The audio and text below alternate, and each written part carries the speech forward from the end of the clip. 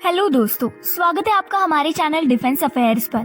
दोस्तों, रशिया ने कई सालों पहले इंडिया की मिलिट्री रिक्वायरमेंट को पूरा करने के लिए हाथ आगे बढ़ाया था और आज भी रशिया उन देशों में सबसे ऊपर है जो इंडिया को डिफेंस इक्विपमेंट सप्लाई करते हैं। रशिया ने हर बार इंडिया के रिक्वायरमेंट्स के अकॉर्डिंग उसे मिलिट्री वेपन्स और टेक्नोलॉजी सप्लाई की है, जिसकी इंडिया ने हमेशा ही तारीफ की है। पर इस बार इंडियन एयरफोर्स ने रशिया से ये शिकायत की है कि वो यूक्रेन वॉर की वजह से कुछ डिफेंस इक्विपमेंट सप्लाई नहीं कर पाएगा।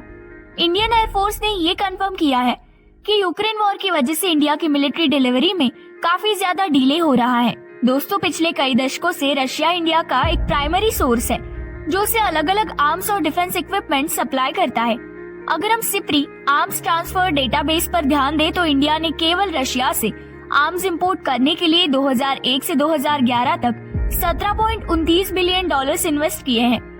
पिछले 20 सालों में ही इंडिया ने रशिया पर अपनी डिपेंडेंसी को कम करते हुए अपना अटेंशन फ्रांस, आर्मीनिया और इजराइल की तरफ किया है। इंडियन एयरफोर्स के अकॉर्डिंग रशिया इंडिया की एयरक्राफ्ट फ्लीट का एक प्राइमरी सप्लायर है और काफी समय से इन दोनों देशों ने मिलकर कई फाइटर जेट जैसे कि सुकोई और मिग को बनाया है। और यही बात armoured vehicles, air defence systems और दूसरे मिलिट्री हार्डवेयर पर भी लागू होती है जो ज्यादातर रशियन फेडरेशन से आते हैं। अपनी आर्म फोर्सेस को अप टू डेट और वेल इक्विप्ड रखने के लिए इंडिया ने रशिया के साथ को डेवलपिंग और ट्रांसफरिंग मिलिट्री टेक्नोलॉजीज के लिए लॉन्ग टर्म अग्रीमेंट्स भी किए हैं। ये पार्टनरशिप यूक्रेन कॉन्फ्लिक्ट की वजह से काफी डिस्टर्ब हुई है क्योंकि इस वॉर की वजह से सप्लाई लाइंस में डिस्टर्बेंस हुआ है और रशिया पर काफी ज्यादा इकोनॉमिक सैंक्शंस लगाए गए हैं। इन सब के बावजूद भी इंडिया ने रशिया के साथ अपने रिलेशंस को कंटिन्यू रखा और कई बड़े बड़े जॉइंट डेवलपमेंट प्रोजेक्ट्स पर काम जारी रखा।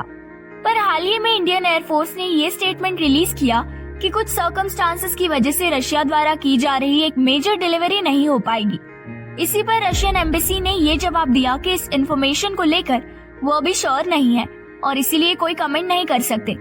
ये तो रशिया को कंसिडर करके कहा जा रहा है, पर अगर हम डिफेंस सेक्टर में इंडिया की बात करें तो अब इंडियन बिजनेसेस अपने मैन्युफैक्चरिंग को बढ़ाने के लिए और डिफेंस इक्विपमेंट्स को डोमेस्टिकली प्रोड्यूस करने के लिए इंटरनेशनल एंटिटीज के साथ जुड़ने के लिए काफी ज्यादा मोटिवेट हो गए हैं। और इसमें सबसे बड़ा कंट्रीब्यूशन इंडिया के मेक इन इंडिया ने किया है, जो इंडिया को डिफेंस सेक्टर में सेल्फ रिलायंट बनने की तरफ से बड़ा कदम है। इस बारे में आपको क्या लगता है, जरूर बताइए। साथ ही साथ वीडियो को लाइक कीजिए और चैनल को सब्सक्राइब कीजिए।